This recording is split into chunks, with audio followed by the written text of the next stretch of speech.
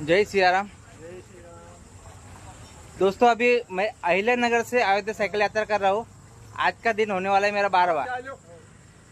तो अभी ये नगर से निकले थे, ये काका, ये तीन काका है अपने नगर जिले से निकले वाले, और ये आए 10 तारीख को और मैं निकला 15 तारीख को।